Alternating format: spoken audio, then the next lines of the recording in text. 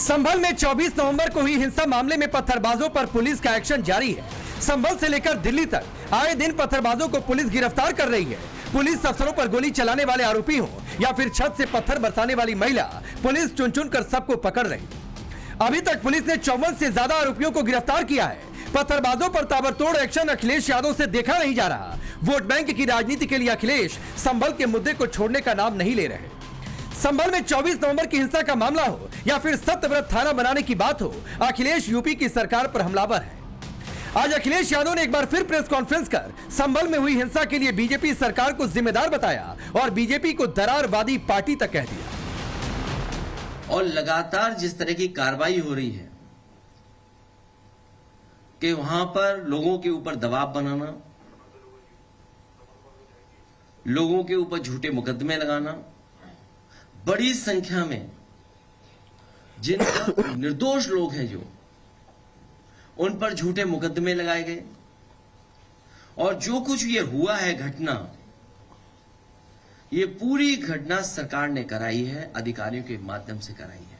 लेकिन सरकार और अधिकारियों ने जानबूझ करके एक सोची समझी रणनीति और साजिश के तहत उन्होंने ये काम किया।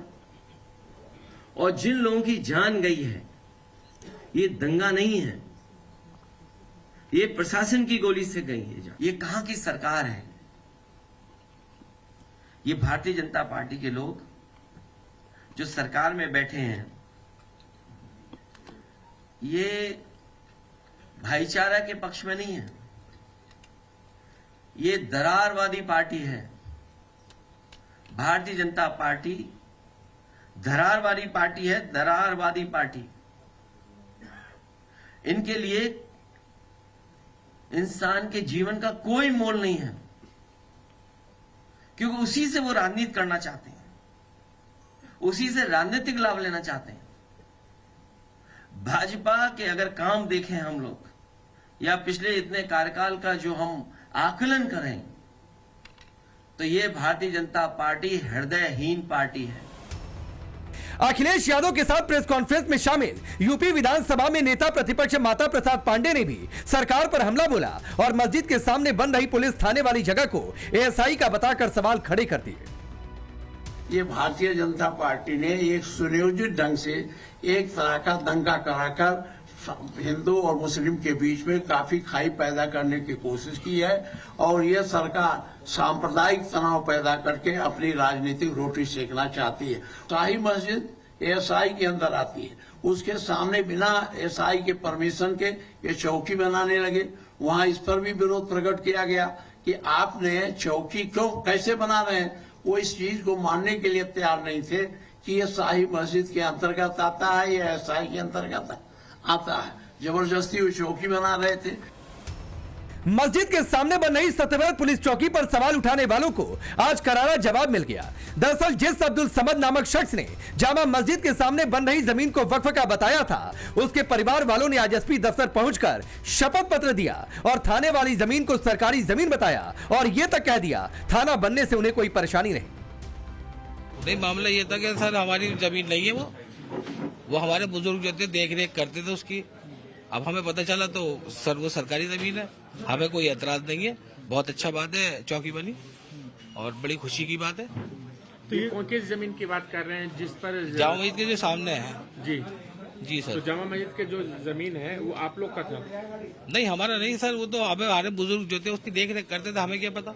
अच्छा। अब जब पता चला हमें कि हमारी नहीं है तो सर जाहिर सी बात है। तो आपने आपत्ति हटा दी है कि हमारी? हाँ, नहीं हमारी नहीं है सर। आपकी नहीं है? जी सर। जो वक्फ की जमीन का दावा ठोक रहा, उस परिवार को थाने से दिक्कत नहीं। संभल के स्थानीय लोगों को मस्जिद के सामने थाने से दिक्कत नहीं, तो फिर अखिलेश और ओवैसी जैसे लोगों को थाने से क्यों दिक्कत है? क्या अब्दुल समद के परिवार के बयान के बाद अब ओवैसी के वक्फ वाले दावे की हवा निकल गई? लेकिन बात सिर्फ संभल की नहीं, संभल का मसला हो या फिर कुंभ का, तुष्टीकरण की सियासत के लिए जनता को भड़काने और भ्रम फैलाने का काम चल रहा। अखिलेश यादव को तो योगी आदित्यनाथ से इतनी नफरत हो गई है कि वो कुंभ में आने वाले साधु संतों से कह रहे वो कुंभ में जाएं तो अपने साथी को भी लेकर जाएं। बहुत बड़े पैमाने पे संत महात्मा गुरु ऋषि मुनि बड़ी संख्या में लोग आए हैं कुंभ में। बड़ा आयोजन हो रहा है। मैं तो सभी साधु संत ऋषि मुनियों से यही प्रार्थना करूंगा कि जब वो जाएं तो अपने साथ किसी और को भी लेते जाएं यहां से, क्योंकि यहां पर बहुत लोग ऐसे हैं जिनको जो काम नहीं करना चाहिए वो काम कर रहे हैं। अब दोनों काम बिगड़े जा रहे हैं उससे, न वो काम जिसके लिए वो थे और जो काम आज कर रहे हैं वो भी बिगड़ रहा है। इसलिए मेरा साधु संतों से ऋषि मुनियों से यही प्रार्थना है कि जब वो यहां से जाएं तो किसी साथी को भी यहां से लेते जाएं। संभल के मुद्दे पर अखिलेश ने बीजेपी पर हमला बोला तो बीजेपी ने पलटवार किया।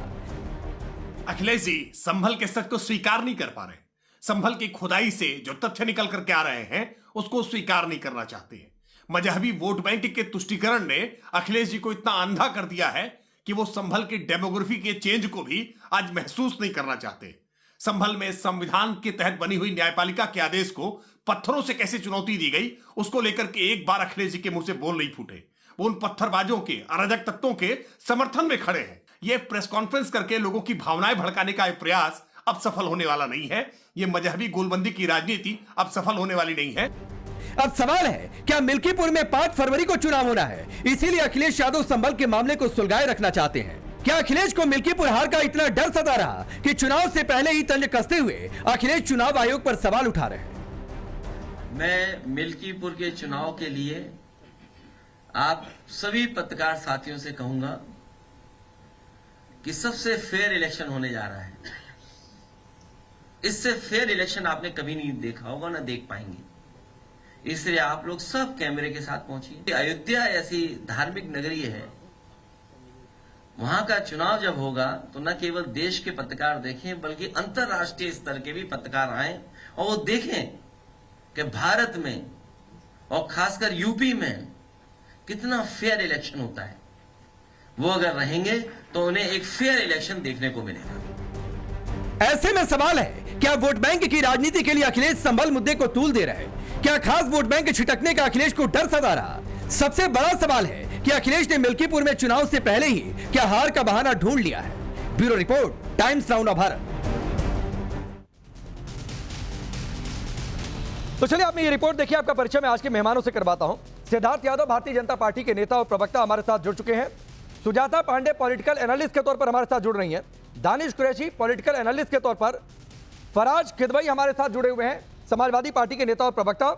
और सैयद जवाद पॉलिटिकल एनालिस्ट के तौर पर। आप सभी का बहुत बहुत स्वागत है।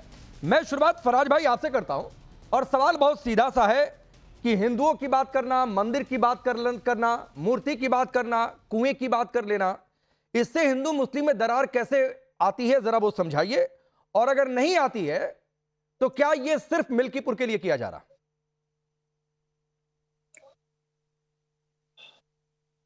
देखिए राकेश जी, सबसे पहले तो अभी आपने जो पंचलाइन चलाई, उस पंचलाइन में आपने बोला कि हमारे राष्ट्रीय अध्यक्ष आदरणीय अखिलेश यादव जी जो हैं वो हार का बहाना ढूंढ रहे हैं। तो ऐसा लग रहा है कि इलेक्शन कमीशन ने इलेक्शन भी करा दिया, रिजल्ट भी आ गए और हमारी हार भी हो गई। राकेश जी, आप इतने बड़े पत्रकार हैं, मुझे लगता है कि जनता के सामने कुछ ऐसी टैगलाइन चलाइए जिससे लगे कि आप निष्पक्ष हैं। ऐसे तो जो आपके लाखों दर्शक देख रहे हैं वो तो सीधा सीधा यही मैसेज ले रहे हैं कि राकेश पांडे जी चाहते हैं कि समाजवादी पार्टी हार जाए। ठीक, हार का बहाना हम बिल्कुल नहीं ढूंढ रहे हैं। नहीं, ठीक है। क्योंकि भगवान अब माफी के साथ फराज भाई आपने एलिगेशन लगाया सर, इसका जवाब सुन लीजिए, उसका दोगुना समय मैं आपको दे दूंगा। एक तो टैगलाइन नहीं थी, नंबर एक बात, वो सवाल था। बहाना को भी कोट अनकोट किया हुआ था। भाषा कोट अनकोट, इन सब का मतलब शायद आप बेहतर समझते होंगे, पता नहीं आप समझना चाहते नहीं समझना चाहते, नंबर एक बात। दूसरी बात, सवाल क्यों है? चुनाव होना है, मैं तो आपको शुभकामनाएं दे रहा हूं, आप जीते, बीजेपी को भी शुभकामनाएं, वो भी जीते, कोई भी जीते, जनता जिसको पसंद करती है वो जीत जाए, हमें उससे क्या लेने देना। लेकिन सवाल इसलिए पूछा गया फराज किदवई क्योंकि करीब 1 मिनट या 40 सेकंड की बाइट जो हमने चलाई उसमें 4 से 5 बार अखिलेश यादव कह रहे हैं fair election, fair election, fair election. चुनाव हुआ नहीं, चुनावी प्रक्रिया शुरू हुई नहीं, अभी तारीख का ऐलान हुआ है। आपने पहले से अपने मन में बना लिया कि भाई फ्री एंड फेयर इलेक्शन नहीं होने वाला है। नहीं, हमने बिल्कुल मन में नहीं बनाया है। ये तो माननीय सुप्रीम कोर्ट ने कहा था जब चंडीगढ़ में इलेक्शन हुए थे कि it's a murder of democracy and it's a mockery of democracy. पूरे आपके चैनल पर और पूरे देश ने देखा कि किस तरह से भारतीय जनता पार्टी ने लोकतंत्र का अपहरण किया था चंडीगढ़ में, किस तरह से कुंदरकी में इन्होंने गड्ढे खोद दिए मोहल्लों में जहां पर हमारे वोट थे कि हमारे वोटर जा ना पाए। ठीक। तो ये कि भारतीय जनता पार्टी कौन सी ऐसी असंवैधानिक तरीके हैं जिनका इस्तेमाल नहीं करती है इलेक्शन को प्रभावित ठीक। करने तो के लिए? यूपी में फराज भाई आपने बीजेपी को पीछे कर दिया, केंद्र में 24 में आपने बहुमत से रोक दिया, और मैं कह रहा हूं कि सपा ने रोका, क्योंकि सपा अगर नहीं यूपी में पिछाड़ती बीजेपी को तो नहीं हाल होता। तो भाई वो बिना फ्री एंड फेयर इलेक्शन के हो गया। हाँ, अगर फ्री एंड फेयर होता तो इनकी 240 ना होती। अरे इनकी हम गजब। उत्तर प्रदेश में ही 220 मतलब आप पर लाकर 37 इनको खड़ा कर जीते देते। फ्री एंड फेयर से, इन्होंने- वो 300 इन्होंने- नहीं पहुंच पाए, 240 पा गए पक्षपात वाले अगर फ्री चुनाव एंड से। फेयर होते तो कम से कम 25 सीटें और कम होती इनकी, क्योंकि इनको अंदाजा नहीं था कि जनता जो है वो कितनी ज्यादा इनसे नाराज है आज की तारीख में। अच्छा। आप ये बताइए, आप बार बार कह रहे हैं राकेश जी कि हार का बहाना ढूंढ रहे हैं, हार का बहाना ढूंढ रहे हैं। अरे हम कहां हार का बहाना ढूंढ रहे हैं? अपना दल के आशीष पटेल किसके सहयोगी? हमारे सहयोगी। क्या कह रहे हैं अनुप्रिया पटेल और आशीष पटेल जी? सीधे सीधे बगावत कर रहे हैं कि नहीं कर रहे हैं, और अपनी सरकार के ऊपर वो सवाल उठा रहे हैं कि नहीं उठा रहे हैं? कह रहे हैं कि अगर गोली मारनी हो एसटीएफ को तो सीधे हमारे सीने पर गोली मारो। एसटीएफ किसका डिपार्टमेंट है, किसके महकमे में आता है? संजय निषाद क्या बोल रहे हैं? आप कल ही एक प्रतिष्ठित चैनल में उनका इंटरव्यू चल रहा था, मैं सुन रहा था। वो खुलेआम चेतावनी दे रहे हैं कि जो 47 सीट हम हार गए वो साफ साफ इसलिए हार गए कि पीडीए समाज एकजुट हो गया है। और अगर संजय निषाद ये बोल रहे हैं कि 27 में भारतीय जनता पार्टी हारने जा रही है और इसलिए हारने जा रही है कि पीडीए समाज एकजुट हो गया है, तो मेरे हिसाब से आप जिस गठबंधन में, उस गठबंधन के अलग अलग नेता क्या कह रहे हैं, अगर मैं उस पर जाऊंगा तो ये डिबेट कहीं और डिरेल हो जाएगी। लेकिन खैर, सिद्धार्थ यादव एक इनका रिप्लाई करिए, क्योंकि आज मिल्कीपुर चुनाव की तारीख का ऐलान भी आ गया है, फिर उस पर बाद में संभल का पर दांव कैसे खेला जा रहा है उस पर भी बात। इनको अभी से शंका है कि फ्री एंड फेयर इलेक्शन नहीं होगा। ये तो कमाल बात है। मैं तो राकेश जी धन्यवाद करता हूं इनका कि लोकसभा का सर्टिफिकेट तो दिया इन्होंने कि लोकसभा में फ्री एंड फेयर था, तभी ये लोग 37 सीट जीत करके आए। ये जो लोकतंत्र और लोकतांत्रिक व्यवस्थाओं का मजाक बनाने की आदत विपक्ष को हो चुकी, और खासकर समाजवादी पार्टी को हो चुकी है कि जब ये लोग जीतते हैं तब चुनाव बहुत अच्छे होते हैं, और जब ये नहीं जीतते हैं तब चुनाव खराब होते हैं। आपने सारे सुनिए फराज भाई आपको सुन रहे थे सिद्धार्थ यादव, उनको सुन लीजिए सर। ओपनिंग रिप्लाई में प्लीज, ओपनिंग रिप्लाई में अगर कोई काउंटर आता है तो एक लाइन बोल के चुप भी हो जाया करिए। एक बार सुन लीजिए उनको, बोलिए सिद्धार्थ भाई। अब इसमें देखिए बहुत अधिक इसलिए भी नहीं कहा जाना चाहिए रमेश जी, क्योंकि मुझे लगता है राकेश जी, जब देश की उच्चतम न्यायालय, जब देश का सुप्रीम कोर्ट आकर के कह दे इन पार्टियों को, जब ये कोर्ट में जाके खड़े हों कि जब आप जीतते हैं तब ईवीएम अच्छी है, चुनाव फेयर है, जब आप हारते हैं तो ईवीएम भी खराब है, चुनाव भी अनफेयर है, इससे अधिक मुझे लगता नहीं कि कुछ कहा जाना चाहिए। जहां जहां ये चुनाव जीते वहां सब कुछ फेयर था, जहां जहां ये चुनाव हारते हैं वहां ये ठीकरा कहीं फोड़ना चाहते हैं, क्योंकि इनकी अपनी इनकॉम्पिटेंसी है। रही बात उत्तर प्रदेश की, तो इस बार कैसे उत्तर प्रदेश के अंदर जो 2024 के लोकसभा चुनाव में इन्होंने धोखा देने का काम किया था, कुछ बरगलाने का काम किया था, एक झूठा प्रोपेगेंडा खड़ा करने का काम किया था, वो सारा ध्वस्त हो गया उपचुनाव के अंदर। क्योंकि उपचुनाव के अंदर उत्तर प्रदेश की जनता ने बाहर का रास्ता इनको दिखाया, इनको बताया कि आपको कितने में सीमित रहना चाहिए, क्योंकि ये वो लोग हैं जो नफरत करते हैं। और आज की डिबेट का आपने टॉपिक अभी संबल और कई चीजों पर चर्चा होनी है, पर मैं कहता हूं जिस प्रकार के बयान अखिलेश यादव की तरफ से आ रहे हैं राकेश जी, उनको सनातन से नफरत वाला ही माना जाए। नहीं ठीक है, अब आप फराज भाई मैं अपने मूल सवाल पर लौटता हूं। मेरे सवाल के पहले सवाल का जवाब आपने नहीं दिया। हिंदू मंदिर की बात करना, कल की मंदिर की बात करना, कुएं में मूर्तियां मिली इसकी बातचीत कर लेना, ये इससे हिंदू मुस्लिम में खाई पैदा होती है क्या?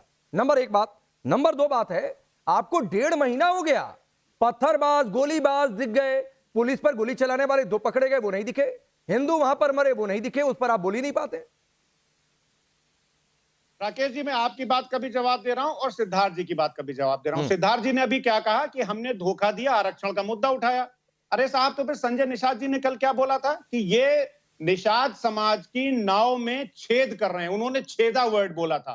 और इन्होंने बोला था, संजय निषाद जी का कल का आप इंटरव्यू उठाइएगा, संजय निषाद जी ये खुलेआम बोल रहे हैं, एक प्रतिष्ठित न्यूज चैनल को इंटरव्यू दे रहे हैं, और वो बोल रहे हैं कि भारतीय जनता पार्टी निषाद समाज के आरक्षण को खा रही है। ठीक है तो सर, अनुप्रिया पटेल जी जो बोल रही हैं, संजय ठीक है, निषाद आरक्षण जी पर जो बोल चर्चा रहे हैं, करूंगा फराज भाई, ओम उस पर भी प्रकाश बातचीत कर राजभर जो लूंगा। बोल रहे आप हैं।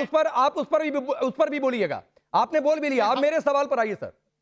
हम बिल्कुल आपके सवाल पर आ रहे हैं। हम बिल्कुल ये नहीं कह रहे हैं आप मंदिर खोजिए, और जो भी उत्तर प्रदेश में हो रहा है, इस खुदाई प्रदेश में हो रहा है, आप सर्वे करवाइए, खुदाई करवाइए, सब कुछ करवाइए, लेकिन उसके साथ साथ आप उत्तर प्रदेश की लॉ एंड ऑर्डर पर कब ध्यान देंगे? जब बैंक लॉकर्स और बैंकों में खुलेआम डकैती तो पड़ेगी। भाई पत्थरबाजों पर एक्शन हो रहा है, तो लॉ एंड ऑर्डर ही तो मेंटेन करने का काम हो रहा, लेकिन फिर आपको दिक्कत हो जा रही है। बात तो सुनिए, गोलीबार पकड़े जा रहे हैं तो आपको दिक्कत हो जा रही है। अरे राकेश जी, प्रॉब्लम यही है ना कि जब भारतीय जनता पार्टी को मैं कटघरे में खड़ा करने रहता नहीं, आप खड़िए, खड़ा करिए ना कटघरा। सबसे ज्यादा मैं आपको समय दे रहा हूं, मत दीजिए। आपसे डिबेट की शुरुआत की, दोबारा मैं आपके पास हूं। राकेश जी, आप प्लीज बीजेपी को कवर फायर ना दीजिए। मैं कोई चलिए, अच्छा चलिए, मैं कोई कवर फायर नहीं देता हूं। मैं ये बोल रहा हूं कि खूब मंदिर ढूंढिए, मैं ये बोल रहा हूं कि खूब सर्वे करवाइए। आप मोहन भागवत की भी बात मत मानिए, आप आरएसएस की भी बात मत मानिए। ना, ये आप तंज कस के नहीं, सबको ठेंगा दिखाइए, ये तंज कस के नहीं फराज भाई, उत्तर प्रदेश के ये तंज कस के नहीं। आप कह रहे हैं ना आपको समय नहीं मिल रहा है, आप कह रहे हैं ना, हाँ ठीक है फराज भाई, आप कह रहे हैं ना आपको समय नहीं मिल रहा है, तो मैं ये देखिए अपने टैब पर सुनिए ना फराज भाई, आप कह रहे हैं ना आपको समय नहीं मिल रहा है, आप हिंदुओं के बड़े हितैषी हैं, आप हिंदुओं के बड़े हितैषी हैं सर। देखिए मैं टाइमर ऑन कर दे रहा हूं, आपको जितनी देर मनाए बोलिएगा, लेकिन बोलना क्या है? संभल में हिंदुओं पर अत्याचार, महाकुंभ में जो पॉलिटिक्स आप लोगों ने शुरू की है, कुएं मिले इतने सालों से, वहां पर हिंदू दबाकर रखे गए, मंदिर दबाकर रखे गए, इन सब चीजों पर बोलिए सर। गोलीबाज जो पकड़े गए बोलिए, इन्हीं तीनों के इर्द गिर्द बोलिएगा। मैं बिल्कुल बीच में नहीं आऊंगा, 30 मिनट कहेंगे 30 मिनट आपका भाषण सुना दूंगा देश को। बोलिए। क्या भारतीय अरे सुनिए सर, हम ये 200 हम दिखा देंगे, सुनिए ये मैं 200 दिखा दूंगा। दिखा नहीं रहा हूं, ये टाइमर ऑन किया हूं, बोलिए हिंदुओं पर। हाँ, मैं ये बोल रहा हूं कि भारतीय जनता पार्टी की सरकार 7.5 साल से उत्तर प्रदेश में है। मंदिर पर बोलिए, मंदिर पर, मूर्ति पर जो संभल में मिली केंद्र में है, तो क्या ये घंटा बजा रहे हैं? नहीं, मंदिर मूर्तियों पर बोलिए सर। मैं क्या मंदिर पर बोलूं? मैं तो बोल रहा हूं आप ढूंढिए मंदिर, जहां आपका मन नहीं मिलिए ना। भागवत जी के अरे संभल में जो मंदिर मिले क्यों दबे हुए थे? 1947 से अब तक 209 हिंदू मारे गए। 1978 के दंगे में हिंदू मारे गए, बोलिए ना सर। पुलिस पर गोली चलाने वाले 2 लोग पकड़े गए, बोलिए ना। मैं किसी के पास कोई सवाल नहीं करूंगा, आप जितनी देर बोलेंगे मैं कुछ नहीं बोलूंगा। ये टाइमर मैंने ऑन करके रखा हुआ है। राकेश जी, जितनी देर मैं बोल रहा था उतनी देर में आप बोल रहे हैं, इसलिए कि सर आप सवाल पर नहीं बोल रहे थे। बताइए तो क्या सवाल, चलिए बोलिए। हिंदुओं पर जो संभल में अत्याचार हुआ उस पर बोलिए, पुलिस पर गोली चलाने वाले 2 लोग पकड़े गए उस पर बोलिए, वक्फ का आप लोगों का दावा हवाई हो गया उस पर बोलिए। अरे सुनिए सर राकेश जी सुनिए, तो क्यों इतना आप परेशान हुए जा रहे हैं भाई? ये मैं परेशान हो रहा हूं? मैं ये बोल रहा हूं कि अत्याचार जो है वो चाहे हिंदू भाइयों पर हो, अरे चाहे मुसलमान भाइयों पर हो, सुनिए और चाहे ये दलित भाइयों पर हो। ये social ministry and empowerment ministry की, social justice and empowerment ministry की रिपोर्ट है। उत्तर प्रदेश में दलितों पर सबसे ज्यादा अत्याचार हो रहे हैं। दलितों पर अत्याचार हो रहे हैं। सिद्धार्थ भाई 1.5 मिनट चल गया मेरा टाइमर। आपकी हिम्मत है सिद्धार्थ भाई 1.5 मिनट चल गया टाइमर। हिंदू पर नहीं बोल पाएंगे, दलितों के ऊपर सबसे ज्यादा मुस्लिम पर बोलेंगे, क्योंकि मिल्कीपुर का चुनाव दिख रहा है। बोल रही है दलितों के ऊपर जब अत्याचार होते हैं तो आप सर दलित भी हिंदू हैं, भारतीय जनता दलित भी हिंदू हैं, हिंदू से अलग मत करिए। सिद्धार्थ यादव बोलिए, फिर उसके बाद मैं बाकी मेहमानों का रुख करूंगा। भाई प्रवक्ता को देखिए राकेश जी, मैं 2 बातें बहुत महत्वपूर्ण उठाना चाहता हूं आपके शो पर। ये हिंदुओं पर तो क्या बोल लेंगे, ये क्या बोल लेंगे हिंदू अत्याचार पर, इनके नेता नहीं बोल पा रहे। ये एक वर्ग विशेष के वोट बैंक की पॉलिटिक्स करते हैं, उन्हीं से पॉलिटिक्स करना चाहते हैं, उन्हीं को खुश करना चाहते हैं, उन्हीं की राजनीति करते हैं, उनको तो छोड़ दीजिए। पर 2 बात इन्होंने बड़ी गलत कही, मैं वो आपके सामने कहता हूं। पहली बात तो इन्होंने आपके सामने कहा कि हिंदू, मुसलमान और दलित हिंदू है। आप जो टीवी पे बैठ करके, नेशनल टेलीविजन पर बैठ करके हिंदू समाज को बांटना चाहते हैं, बांट करके राजनीति करना चाहते हैं, अपनी राजनीतिक रोटी सेकना चाहते हैं, और उस बंटवारे पर आप उनको बांट कर, अलग करके, जो आप सत्ता के लालच देख रहे हैं, सत्ता का स्वप्न देख रहे हैं, उसको देखना बंद कर दीजिए। बिल्कुल नहीं चलेगा फराज जी, आपकी एक कहानी बिल्कुल नहीं चलेगी। रही दूसरी बात, अब सुनने की हिम्मत रखिए, रही दूसरी बात, आपने कहा खूब करिए, खूब ढूंढिए, खूब मंदिरों में जाइए, सब कुछ करिए। बिल्कुल जाएंगे, खूब मंदिरों में जाएंगे, खूब सब कुछ ढूंढा जाएगा, क्योंकि इस देश के अंदर कानून का राज है, संविधान का राज है, इस देश के अंदर अदालतें हैं। अदालतें अगर ऑर्डर करेंगी तो देश का नागरिक जाएगा, क्योंकि क्योंकि उसको ये अधिकार है, हक मिला हुआ है। अब आप लोग चाहे हक छीन ले तो कैसे बात बनेगी? देश के 75 मैं राकेश जी, ऐसे कैसे डिबेट हो सकती है? ये लगातार बोलते रहेंगे, अपनी बारी में भी बोलेंगे, औरों की बारी में बोलेंगे। फराज भाई, मैं दूसरों के बीच में एकदम चुप रहे, मैं इसका हिमायती नहीं हूं, लेकिन सर कोई काउंटर 2 लाइन बोलकर चुप हो जाया करिए। जिसकी बारी है उसको ज्यादा बोलने दीजिए। आपको लग रहा है मुझे इंटरवेंशन करना चाहिए, 1 लाइन बोलकर चुप हो जाया करिए। सर सिद्धार्थ यादव, अपनी बात जल्दी पूरी करिए। देखिए राकेश जी, मेरा बस आग्रह है फराज जी से, मैं पूरी बात उनकी सुन रहा था, पर इनकी पार्टी केवल और केवल मुस्लिम तुष्टीकरण पे चलती है। और आपके शो पर एक बड़ा फैक्ट बता देता हूं मैं, जब इससे पहले कुंभ हुआ था प्रयागराज के अंदर, क्या किया था? आजम खान को मंत्री बनाया गया था, उस कुंभ का पालक बनाया गया था, 53 लोग वहां मारे गए, पुल ढह गए, वहां पे भगदड़ मच गई, और इनकी सरकार तालियां बजाने का काम कर रही थी। जो तुष्टीकरण के लिए हमारे त्योहारों के साथ, हमारे कुंभ के साथ, और अभी क्या बोला फराज किदवई ने आपके शो पे बैठ करके, ये कह रहे घंटा बजा रहे थे क्या? या आप किसी और के लिए कह सकते हैं? चादर बिछा रहे थे क्या? मोमबत्ती जला रहे थे क्या?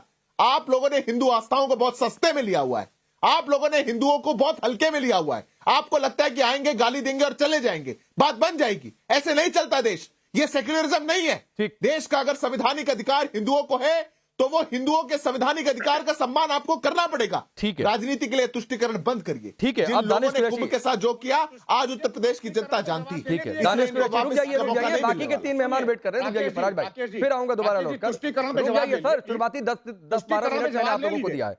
अब दानिश कुरैशी, सिर्फ संभल में सिर्फ एक समुदाय की बात करना ये ठीक है? और आपको लगता है कि ये ठीक है, या फिर ये मिल्कीपुर चुनाव के लिए संदेश है समाजवादी पार्टी का कि हम देखो किस वोट बैंक के झंडा बरदार है? देखिए, सबसे पहले तो मैं आपको एक बात कहूं कि जहां तक समाजवादी पार्टी का मामला है, समाजवादी पार्टी के प्रवक्ता तो ऑलरेडी बैठे हैं, तो वो अपनी बात वो खुद रखें, वो ज्यादा बेहतर है।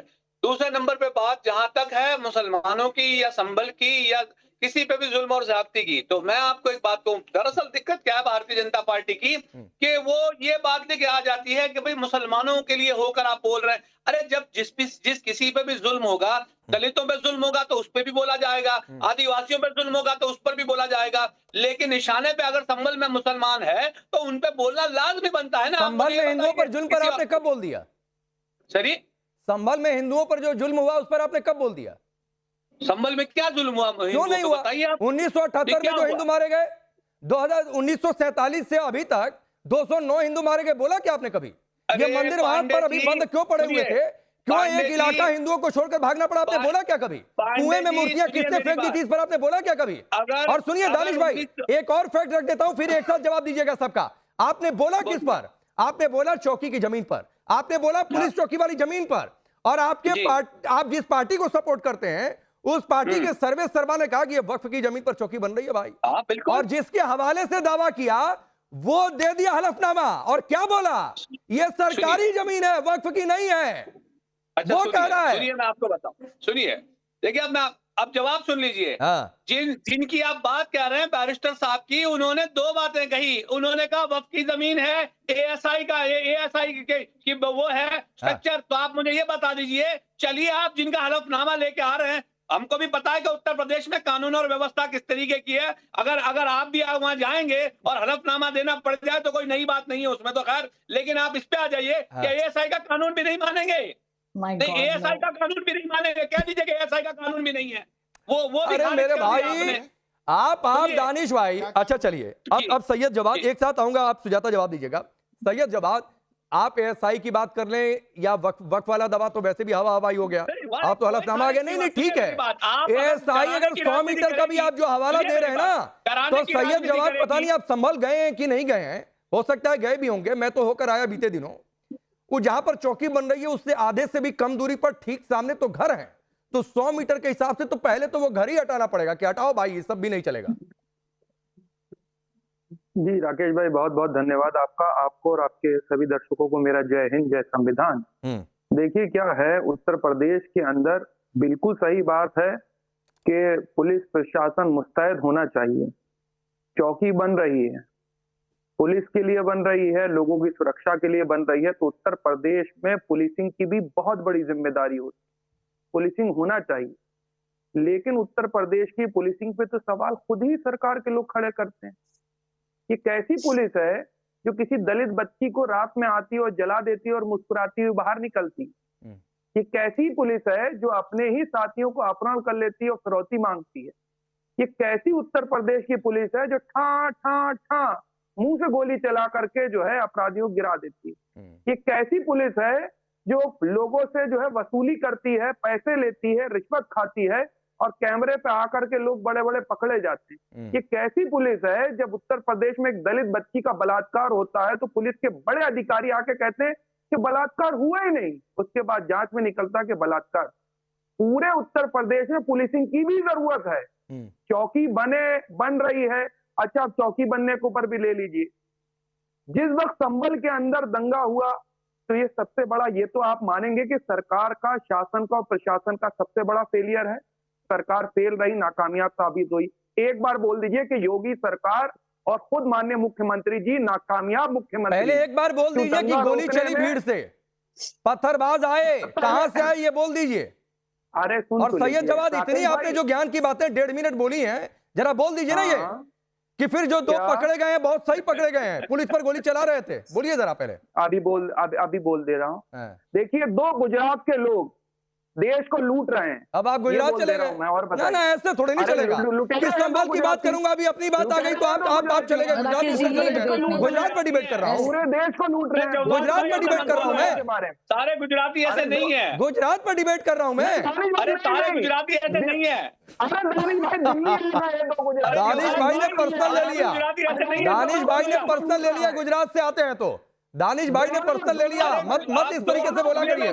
मैं आ रहा हूं सुजाता, जवाद भाई रुक जाइए। सुजाता, मैंने सवाल की पत्थरबाजों की, गोलीबाजों की, पट्टे से भाग गए गुजरात। सैयद जवाद, देर भी नहीं लगी। देखिए, सिर्फ सैयद जमाल की बात नहीं है, बाकी लोग भी जो बैठे हुए हैं, आपके किसी प्रश्न का उत्तर नहीं दिया। आप एक बार को भी 30 सेकंड छोड़िए, एक बार भी नहीं बोला कि संभल ने जो मंदिरों के सबूत मिले हैं उस पे एक शब्द बोल देते। हाँ, जिनके सबूत नहीं मिले हैं कि प्रशासन ने गोली चलाई, उस पे बहुत बोल रहे हैं। क्योंकि पता है राकेश जी, इसके एपी सेंटर में क्या है? एपी सेंटर में है डर। क्योंकि अखिलेश यादव को पता है कि कुंदरकी हार गए। 65% मुसलमान वाले इलाके में 31 साल बाद कुंदरकी हार गए। 1 लाख से ज्यादा के डिफरेंस से हारे। उसके बाद में सबसे ज्यादा मतदान हुआ, वहां पे भी हार गए। तो उनको पता है कि मिल्कीपुर भी हारेंगे, और मिल्कीपुर हारेंगे तो सबसे बड़ा बात क्या होगा पता है? जो पीडीए की बात हुई ना 2024 के आम चुनाव में, जिस तरह से सपा ने ज्यादा सीटें जीती, तो एक माहौल बनाया गया कि 27 में अखिलेश यादव सत्ता पे काबिज होंगे, तो वो सपना भी चकनाचूर हो जाता है। तो जैसा कि आप कह रहे थे इस डिबेट में कि ये सारी कवायद जो है घूम फिर के अपने हार का ठीकरा किसी पे बांधना है, तो ये हार का ठीकरा बांधने की तैयारी है। इसीलिए संभल पे कभी बात करते हैं, कभी मुख्यमंत्री आवास में शिवलिंग पे बात करते हैं, कभी ऋषि मुनि पे भद्दी बातें करते हैं, कभी उसके बाद वक्फ बोर्ड पे पड़ जाते हैं, कभी यूसीसी पे बात करते हैं, पर ये बात बिल्कुल नहीं करते कि संभल में जो नरसंहार हुआ उस पे क्या हुआ। जो संभल में प्लेसेस ऑफ वर्शिप एक्ट का उल्लंघन हुआ वो क्यों हुआ? वो प्लेसेस ऑफ वर्शिप एक्ट की दुहाई देते हैं संभल में मस्जिद को बचाने के लिए, लेकिन प्लेसेस ऑफ वर्शिप एक्ट का जो उल्लंघन हुआ संभल में, क्योंकि वहां पे मंदिर में पूजा हो रही थी, लेकिन मंदिर को बंद कर दिया। नहीं, उससे अलग की बात है सुजाता पांडे, उससे अलग की बात है। जिस वर्शिप एक्ट की दुहाई सुजाता आज जो है अखिलेश यादव जी ने भी दी, उसी वर्शिप एक्ट की दुहाई वक्फ बोर्ड के लिए नहीं दी जाती है, क्योंकि वक्फ बोर्ड कह देता है कुंभ की जमीन हमारी है भाई, 55 बीघा जमीन, मेला हो रहा है, बड़ी दरियादिली है, बड़ी दरियादिली है। उस वर्शिप एक्ट की दुहाई नहीं दी जाती है। संभल में जितनी की संभल के शहर से ज्यादा की जमीन है, और वो 1900। अच्छा ठीक है, रुकिए, अब मैं फराज भाई के पास दोबारा जा रहा हूँ। अच्छा बोलिए, 10 सेकंड बोलिए। हाँ बोलिए 10 सेकंड आरोप लगा है। 10 सेकंड, अरे बोलिए 10 सेकंड भाई बोलिए। मैं ये कह रहा हूँ, चुनाव आयोग के पास अभी जब उपचुनाव हुए थे 22 से 23 कंप्लेन गई, चुनाव आयोग ने क्या करा? महाराष्ट्र के अंदर जो है कंप्लेन गई, चुनाव आयोग ने क्या करा? अरे भाई सैयद जवाद, तो ये सब बातें यहाँ पर आप कहिए, लेकिन उससे पहले जाकर कोर्ट में चले जाइए। चुनाव आयोग नहीं सुन रहा है हमारी, सर चले जाइए ना, उसके बाद यहाँ पर आकर आप कहेंगे कि शिकायत करेंगे तो बात भी समझ में आएगी। अभी मैं पूछूंगा कि कोर्ट आप गए तो आप कहेंगे कि नहीं गए, तो ऐसे नहीं चलता। चलिए रुक जाइए। अब फराज भाई रुक जाइए, रुके। एक और मुख्य सवाल है, आप योगी से मुकाबला नहीं कर पा रहे, इसलिए एक वोट बैंक के कंधे पर रखकर आप लोग निशाना साध रहे हैं। दूसरी बात है, आप ये कह रहे हैं कि भाई ऋषि साधु संत अकेले ना जाओ, लेके जाओ योगी को। मतलब क्या है? कुछ भी बोल देना। कहां योगी को लेके जाओ, सुना दीजिए मुझे। आप क्या ये झूठ फैला रहे हैं? मैं कहा, अखिलेश यादव जी ने कहा। सुना दीजिए। अरे अखिलेश यादव जी ने कहा भाई। अरे योगी का नाम लिया उन्होंने, सुना दीजिए। नाम नहीं लिया, मैं कहां कह रहा हूं कि नाम नहीं लिया। आप कह रहे हैं ना, आप झूठ फैला रहे हैं। मैं कहां कह रहा हूं कि नाम नहीं लिया। झूठ ये तो मेरा सवाल है कि आप निशाना साध रहे हैं योगी पर। कहा कि योगी को साथ लिए जाओ, तो किस पर कहा बताइए, किस पर कहा, किस पर कहा बताइए, आप पकड़े गए। किस पर कहा बताइए। अरे मैं तो कह रहा हूं कि नहीं लिया योगी का नाम, पकड़ा क्या गया? कोई झूठ बोलना है, घुमाना है क्या? मैं तो कह रहा हूं मेरा सवाल है योगी को लेकर आपने निशाना साधा है। करके भारतीय अपने किसके लिए कहा, किसके लिए कहा, आप झूठ फैला, किसके लिए कहा, किसके लिए कहा, योगी का नाम कहां लिया, किसके लिए कहा, योगी जी का नाम कहां लिया, किसके लिए कहा, आप क्यों झूठ फैला रहे हैं, किसके लिए कहा, आप भ्रमित कर रहे हैं देश, किसके लिए कहा? अरे आपने पहले आप बोलिए कि आपने गलत बोला, आपने भ्रमित नहीं, मैं तो कह ही रहा हूं कि अखिलेश यादव ने योगी का नाम नहीं लिया। इसमें क्या छिपाने वाली बात है? मैं तो कह रहा हूं ये मेरा सवाल है कि बिना नाम लिए निशाना साधा योगी पर। आप कहिए कि आप झूठ फैला रहे हैं। मैं क्यों झूठ फैला रहा हूं? मेरा सवाल है। एकदम नहीं। आप बताइए पहले, मैंने अपनी पोजीशन क्लियर कर दी फराज भाई। अखिलेश यादव ने योगी का नाम नहीं लिया, लेकिन मेरा सवाल है कि बिना नाम लिए निशाना साधा योगी पर। आप बताइए किसके लिए बोला? राकेश पांडे के लिए बोला। राकेश पांडे साधु हैं, संत हैं, भगवत चोला पहनकर बैठे हैं, यूपी की सत्ता चला रहे हैं, और राकेश पांडे वो काम कर रहे हैं। क्या गजब की बात है, कुछ भी बोल देना है। राकेश पांडे जी के लिए बोला। ये आपकी नफरत है फराज भाई, ये आपकी नफरत है। आपसे बहुत प्यार करते हैं भाई, आपसे बहुत प्यार है हमें। राकेश जी आपसे बहुत प्यार है। नहीं, मेरे लिए नहीं भाई, मेरे से आप प्यार रखिए या जो भी रखिए सर। अभी मैं जिस रोल में हूं उस रोल की बातचीत मैं कर रहा हूं। आप झूठ फैला रहे हैं। अरे मैं कहां झूठ फैला रहा हूं? किसके लिए बोला बताइए ना। रखिए, नहीं, एक मिनट जरा स्क्रीन पर फराज किदवई, सिद्धार्थ और मुझे सिर्फ रखिए, 3 लोग को रखिए स्क्रीन पर, सिर्फ 3 लोग को स्क्रीन पर रखिए। और फराज किदवई मैं आपको 10 सेकंड देता हूं, आप बताइए किसके लिए बोला। राकेश पांडे के लिए बोला। क्यों राकेश पांडे के लिए बोला भाई? राकेश पांडे साधु संत हैं, भगवा पहनते हैं। Love you a lot. Rakesh ji आपसे बहुत मोहब्बत। अरे गजब बात है, आप जवाब ही नहीं देना। ये दिखा रहा है फराज किदवई, ये सिद्धार्थ यादव दिखा रहा है कि योगी के लिए ही बोला गया। ये दिखा रहा है कि नफरत की सियासत है सिद्धार्थ यादव। इसलिए बोला, अरे सुन लिए सर, इसलिए बोला कि राकेश पांडे जी आगे से टेलीविजन। ठीक है सर, रुक जाइए, रुकिए सिद्धार्थ यादव प्लीज। फराज भाई थोड़ा सा समय कम है, रुक जाइए आप। सिद्धार्थ यादव देखिए, ये फिराज किदवई जी इतने बिलबिलाए हुए इसलिए हैं क्योंकि आपने इनको घुंडी से पकड़ लिया। अब उनने साफ बोला है, ये भी जानते हैं, इनके नेता ने बोला है, कह रहे बहुत साधु संत आ रहे हैं, आपने साथ वाले को ले जाइए, ये साथ वाले आपके यहाँ पे ना अपना काम कर पा रहे ना दूसरा काम कर पा रहे, वापस साफ बोला है। ये जानते हैं फिराज किदवई भी, ये जानते हैं अखिलेश यादव भी, ये जानते हैं एक पत्रकार जो वहां बैठा था, पता सबको है। पर फिराज किदवई कैसे बोल देंगे? नेता पता नहीं क्या बोल जाते हैं, टीवी पे आकर क्या डिफेंड करना पड़ता है, उसके बाद क्या हो। पर नफरत मात्र योगी से नहीं है, योगी से तो होगी, धूल चटा रखी है, 2 बार चुनाव हरा दिया, उत्तर प्रदेश के सबसे लंबे लगातार रहने वाले मुख्यमंत्री हो गए। पर नफरत एक भगवादारी जो मुख्यमंत्री के पद पर बैठा है, जिसको प्रदेश की जनता ने जिम्मेदारी दी, आप सबका बहुत बहुत शुक्रिया।